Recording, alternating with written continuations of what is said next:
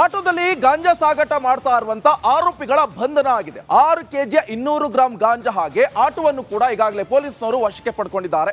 ಇದು ನಾಗಮಂಗಲದಿಂದ ತಿಪ್ಟೂರ್ ಕಡೆಗೆ ತೆರಳುತ್ತಾ ಇರುವಂತ ಆಟೋ. ಇದರಲ್ಲಿ ಗಾಂಜಾ ಇತ್ತು. ಗಾಂಜಾವನ್ನು ಕೂಡ ಈಗಾಗಲೇ ಪೊಲೀಸರು ಸೀಸ್ ಮಾಡಿಕೊಳ್ಳರ ಜೊತೆಗೆ ಆಟೋವನ್ನು ಕೂಡ ಸೀಸ್ ಮಾಡಿಕೊಂಡಿದ್ದಾರೆ. ತುಮಕೂರಿನ ತುರುವೇಕೆರೆಯಲ್ಲಿ ಅಧಿಕಾರಿಗಳ ಕಾರ್ಯಾಚರಣೆ ಇದು.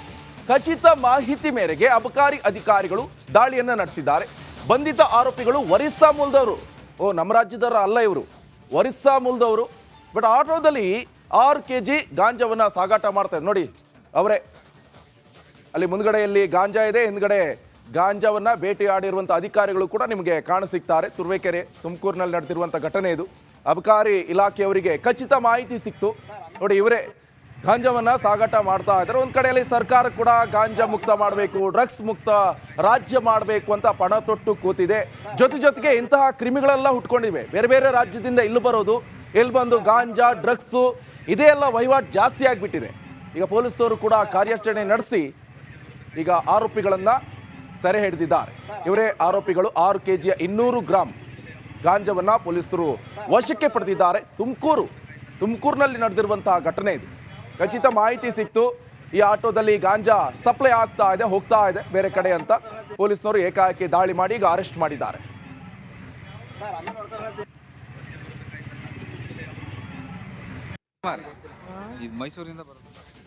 ಇನ್ನು ರೇಣುಕಸ್ವಾಮಿ ಕೊಲೆ ಕೇಸ್ನಲ್ಲಿ ದರ್ಶನ್ ಸೇರಿ ಬರೋಬ್ಬರಿ 17 ರಕ್ಕಸರು ಜೈಲು ಸೇರಿದ್ರು. ಈ ಪೈಕಿ ಈಗ ಡಿ ಗ್ಯಾಂಗ್ನ 3 ರೌಡಿಗಳಿಗೆ ಜಾಮೀನು ಸಿಕ್ಕಿದೆ. ದರ್ಶನ್ಗೂ ಬೇಲ್ ಆಸೆ ಚಿಗುರೊಡೆದಿದೆ. ಇನ್ನೊಂದು ಕಡೆ ಹಾಗಾದ್ರೆ ದರ್ಶನ್ಗೂ ಬಿಡುಗಡೆ ಭಾಗ್ಯ ಸಿಗುತ್ತಾ? ಈ ಸ್ಟೋರಿ ನೋಡಿ.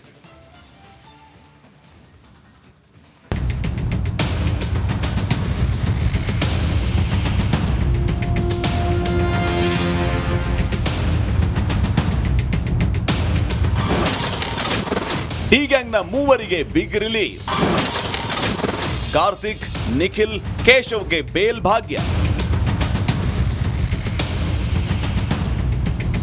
ರೇಣುಕಸ್ವಾಮಿ ಕೊಲೆ ಕೇಸಲ್ಲಿ ಜೈಲು ಸೇರಿದ್ದ 3 ಆರೋಪಿಗಳಿಗೆ ಬಿಗ್ ರಿಲೀಫ್ ಸಿಕ್ಕಿದೆ. ಬೆಂಗಳೂರಿನ 57ನೇ ಸಿಸಿಎಚ್ ಕೋರ್ಟ್ನಲ್ಲಿ A15 ಕಾರ್ತಿಕ್ ಅಲಿಯಾಸ್ ಕಪ್ಪೆ, A17 ನಿಖಿಲ್ ನಾಯಕ್ಗೆ ಜಾಮೀನು ನೀಡಿದೆ. ಹೈಕೋರ್ಟ್ ಅಲ್ಲಿ A16 ಕೇಶವ ಮೂರ್ತಿಗೆ ಬೇಲ್ ನೀಡಲಾಗಿದೆ. A16 ಕೇಶವ ಮೂರ್ತಿ ಪಟ್ಟಣಗೆರೆ ಶೆಡ್ನಲ್ಲಿ ಕೆಲಸ ಮಾಡ್ತಾ ಇದ್ದ ಕೇಶವ ಮೂರ್ತಿ ರೇಣುಕಸ್ವಾಮಿ ಹೆಣ ಸಾಗಿಸಲು 5 ಲಕ್ಷ ರೂಪಾಯಿ ಪಡೆದಿದ್ದ. ಅಷ್ಟೇ ಅಲ್ಲ, ಜೂನ್ 10ರಂದು ಸರೆಂಡರ್ ಆಗಿದ್ದ ಕೇಶವನನ್ನ ಪುಸಲಾಯಿಸಿದ್ದೇ ಕಾರ್ತಿಕ್, ನಿಖಿಲ್ ಎನ್ನಲಾಗ್ತಾ ಇದೆ.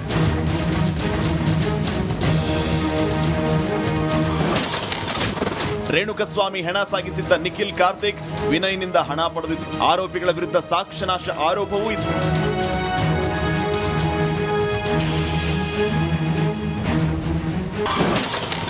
ಸೆಪ್ಟೆಂಬರ್ 27ರವರೆಗೆ ಪೊರ್ಕಿಗೆ ಜೈಲೇ ಗತಿ. ಪವಿತ್ರ ಗೌಡಾಗೂ ಪರಪ್ಪನ ಪಂಜರವೇ ಗಟ್ಟಿ. ಸೆಪ್ಟೆಂಬರ್ 21ರಂದು ಜಾಮೀನು ಅರ್ಜಿ ಸಲ್ಲಿಸಿದ ದಾಸನ ಅರ್ಜಿ ವಿಚಾರಣೆ ಕೈಗೆತ್ತಿಕೊಂಡಿದ್ದ 57ನೇ ಸಿಸಿಎಚ್ ಕೋರ್ಟ್ ವಿಚಾರಣೆಯನ್ನ ಮುಂದೂಡಿದೆ. ಆಕ್ಷೇಪಣೆ ಸಲ್ಲಿಸಲು ಎಸ್ಪಿಪಿ ಕಾಲಾವಕಾಶ ಕೇಳಿದ್ದಕ್ಕೆ ಸೆಪ್ಟೆಂಬರ್ 27ಕ್ಕೆ ಜಾಮೀನು ವಿಚಾರಣೆಯನ್ನ ಮುಂದೂಡಲಾಗಿದೆ.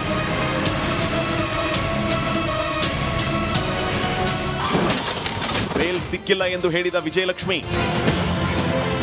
ದರ್ಶನ್ ಜೈಲಿಗೆ ಹೋದಾಗಿನಿಂದ ಪತ್ನಿ ವಿಜಯಲಕ್ಷ್ಮಿ ಹಾಗೂ ಮಗ ವಿನೀಶ್ ಜೈಲಿಗೆ ಆಗಾಗ ಆಗಮಿಸ್ತಾನೆ ಇದ್ದಾರೆ. ಬರುವಾಗ ದೇವರ ಪ್ರಸಾದ, ಹಣ್ಣು ಹೀಗೆ ಏನಾದರೊಂದು ಕೊಟ್ಟು ಹೋಗ್ತಾರೆ. ಇವತ್ತು ಮತ್ತೆ ಪತಿ ಕಾಣೋದಕ್ಕೆ ಪತ್ನಿ ವಿಜಯಲಕ್ಷ್ಮಿ ಬಳ್ಳಾರಿ ಜೈಲಿಗೆ ಆಗಮಿಸಿದ್ರು. ಜಾಮೀನು ನಿರಾಕರಿಸಿದ್ದು 3ವರಿಗೆ ಬೇಲ್ ಸಿಕ್ಕಿದ್ದ ವಿಷಯವನ್ನು ಹೇಳಿದ್ದಾರೆ. Bureau report, republic Kannada. ಸುಂದರಿಯ ಭಯಾನಕ ಕೊಲೆ ಬೆಂಗಳೂರಿನಲ್ಲಿ ಸಂಚಲನ ಸೃಷ್ಟಿಸಿದೆ. ಈ ಹಂತಕನಿಗಾಗಿ ಪೊಲೀಸರು ಬಲೆ ಬೀಸಿದ್ದಾರೆ. ಈ ಮಧ್ಯೆ ಮೃತಳ ಸಹೋದರನ ಕನಸಿನಲ್ಲಿ ಈ ಮಹಾಲಕ್ಷ್ಮಿ ಪ್ರತ್ಯಕ್ಷವಾಗಿದ್ದಾಳೆ. ಆ ಬಗ್ಗೆ ಒಂದು ವರದಿ ಇದೆ, ನೋಡ್ಕೊಂಡು ಬನ್ನಿ.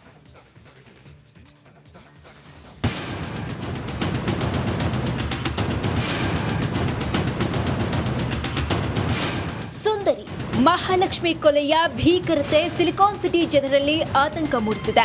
ಹಂತಕನ ವಿಕೃತಿ ದಂಗಾಗಿಸಿದೆ. ಈ ಮಧ್ಯೆ ಪೊಲೀಸರು ತಂಡಗಳನ್ನು ರಚಿಸಿ ಕೊಲೆಗಾರನ ಪತ್ತೆಗೆ ಬಲೆ ಬೀಸಿದ್ದು ಹಲವು ಆಯಾಮಗಳಲ್ಲಿ ತನಿಖೆಯನ್ನು ನಡೆಸುತ್ತಿದ್ದಾರೆ. ಕುಟುಂಬಸ್ಥರಿಗೆ ಕಾಡುತ್ತಿದೆ ಮಹಾಲಕ್ಷ್ಮಿ ನೆನಪು. ಸಹೋದರ ನರೇಶ್ ಕನಸಲ್ಲಿ ಬಂದಿದ್ದ ಮಹಾಲಕ್ಷ್ಮಿ. ಮಹಾಲಕ್ಷ್ಮಿ ನಿನ್ನೆ ಸಹೋದರ ನರೇಶ್ ಕನ್ಸಲ್ಲಿ ಬಂದಿದ್ದು ಕುಟುಂಬಸ್ಥರಿಗೆ ಆಕೆಯ ನೆನಪು ಕಾಡ್ತಿದೆ. ಅಲ್ಲದೆ ಸತ್ತ ಮೇಲೆ ಅವಳ ಆತ್ಮಕ್ಕೆ ಶಾಂತಿ ಸಿಗುತ್ತಿಲ್ಲ. ಮಹಾಲಕ್ಷ್ಮಿ ಅಸ್ಥಿನ ಸಮುದ್ರಕ್ಕೆ ಬಿಡಲು ಕುಟುಂಬಸ್ಥರು ಚಿಂತನೆಯನ್ನು ನಡೆಸಿದ್ದಾರೆ. ಇನ್ನು ಮಹಾಲಕ್ಷ್ಮಿ ಪತಿ ಹೇಮಂತ್ ದಾಸ್ಗೆ ಪೊಲೀಸರು ವಿಚಾರಣೆ ನಡೆಸಿದ್ರು. ಮಹಾಲಕ್ಷ್ಮಿ ಹತ್ಯೆ ಕೇಸ್ ಆರೋಪಿಗಳ ಪತಿಗೆ ಕ್ರಮವನ್ನ ಕೈಗೊಳ್ಳಲಾಗಿದೆ. ಆದಷ್ಟು ಬೇಗ ಆರೋಪಿಗಳನ್ನ ಬಂಧಿಸಲಾಗುವುದು ಎಂದು ಗೃಹ ಸಚಿವ ಪರಮೇಶ್ವರ್ ಹೇಳಿದರು. ಒಂದಿಷ್ಟು ಮಾಹಿತಿಗಳನ್ನ ಕಲೆ ಹಾಕಿದ್ದಾರೆ. ನಾನು ಯಾವುದನ್ನು ಕೂಡ ಈಗ ಹೇಳಕ್ಕೆ ಬರೋದಿಲ್ಲ. ಆದರೆ ಆದಷ್ಟು ಶೀಘ್ರವಾಗಿ ನಾವು ಅವ್ರನ್ನ ಹಿಡಿದಾಕ್ತೀವಿ. ಯಾರಿದ್ದಾರೆ, ಒಬ್ಬರೋ ಇಬ್ಬರೋ ಗೊತ್ತಿಲ್ಲ, ಅದನ್ನು ಹಿಡಿದಾಕ್ತೀವಿ. ಕೊಲೆಗಾರ ಯಾರು ಅನ್ನೋದು ಗೊತ್ತಾಗಿದೆ. ಇನ್ನು ಮಹಾಲಕ್ಷ್ಮಿ ಕೊಲೆಗಾರ ಯಾರು ಅನ್ನೋದು ಗೊತ್ತಾಗಿದೆ. ಶೀಘ್ರದಲ್ಲಿ ಆರೋಪಿ ಬಂಧಿಸಿ ವಿಚಾರಣೆ ಮಾಡ್ತೀವಿ. ಶೀಘ್ರದಲ್ಲೇ ಕೊಲೆ ಆರೋಪಿ ಬಂಧಿಸಲಾಗುವುದು ಅಂತ ನಗರ ಪೊಲೀಸ್ ಆಯುಕ್ತ ಬಿ ದಯಾನಂದ್ ಹೇಳಿದರು. ವೈಯಾಲಿ ಕಾವಲ್ನಲ್ಲಿ ಆಗಿರ್ತಕ್ಕಂತಹ ಕೊಲೆ ಪ್ರಕರಣಕ್ಕೆ ಸಂಬಂಧಪಟ್ಟಂತೆ ಈಗಾಗಲೇ ಮಾಡಿರ್ತಕ್ಕಂಥ ವ್ಯಕ್ತಿ ಯಾರು ಅನ್ನೋದರ ಬಗ್ಗೆ ಸ್ಪಷ್ಟವಾಗಿ ಒಂದು ಮಾಹಿತಿ ಸಿಕ್ಕಿದೆ. ಆತನನ್ನು ಪತ್ತೆ ಹಚ್ಚತಕ್ಕಂಥ ಮತ್ತು ಬಂಧಿಸ್ತಕ್ಕಂಥ ಕಾರ್ಯ ಪ್ರಗತಿಯಲ್ಲಿದೆ. ಆದಷ್ಟು ಶೀಘ್ರ ಆತನ ಬಂಧನವನ್ನು ಮಾಡಲಾಗ್ತದೆ. ಬಂಧನ ಮಾಡಿದ ನಂತರ ಈ ವಿಷಯದ ಬಗ್ಗೆ ಆತನ ಕೂಲಂಕುಷ ವಿಚಾರಣೆಯಿಂದ ನಾವು ಹೆಚ್ಚಿನ ಮಾಹಿತಿಯನ್ನು ಕೊಡ್ಬೋದು. ಮಹಾಲಕ್ಷ್ಮಿ ಹತ್ಯೆ ಪ್ರಕರಣಕ್ಕೆ ಸಂಬಂಧಿಸಿದಂತೆ ಸ್ವಯಂ ಪ್ರೇರಿತವಾಗಿ ರಾಷ್ಟ್ರೀಯ ಮಹಿಳಾ ಆಯೋಗ ಸುಮೋಟೋ ಕೇಸನ್ನು ದಾಖಲಿಸಿಕೊಂಡಿದೆ. ಸದ್ಯ ಮಹಾಲಕ್ಷ್ಮಿ ಕೊಂದ ಹಂತಕನ ಹುಡುಕಾಟವೇ ಸವಾಲಾಗಿದೆ. ಕೊಲೆ ಮಾಡಿ ಹೊರ ರಾಜ್ಯಕ್ಕೆ ಹಂತಕ ಎಸ್ಕೇಪ್ ಆಗಿರುವ ಸಾಧ್ಯತೆ ಇದ್ದು ಪೊಲೀಸರು ಆತನಿಗಾಗಿ ಬಲೆ ಬೀಸಿದ್ದಾರೆ. Madesh, crime bureau, republic Kannada.